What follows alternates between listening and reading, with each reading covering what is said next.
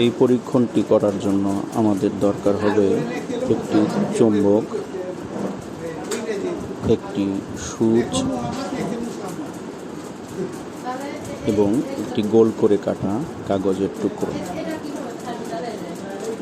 এক বাটি পানি। প্রথমেই আমরা চুম্বকটিকে সূচের উপর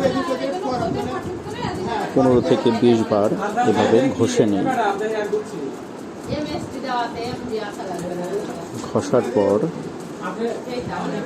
সূচটি চুম্বকে পরিণত হবে এবং সূচটিকে আমাদের গোল করে কাটা সাদা কাগজের টুকরোর সাথে গেঁথে নিই। এদিকে একটু খেয়াল রাখতে হবে যেন হাতের মধ্যে সূচ ফুটে না যায়। সূচটি কাগজে প্রবেশ করানোর পর বাটিতে রাখা পানির মধ্যে আমরা সূচটিকে স্থাপন করি। স্থাপন করার পর দেখা যাবে এটি উত্তর এবং দক্ষিণ বরাবর মুখ করে আছে। এটিকে যতই ঘোরানোর চেষ্টা করা যাক, সবসময় সে উত্তর এবং দক্ষিণ দিক বরাবরই মুখ করে থাকবে।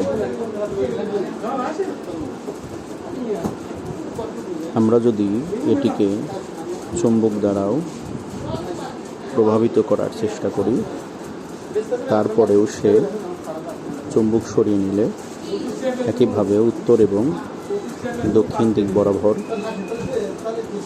এটি মুখ করে থাকবে।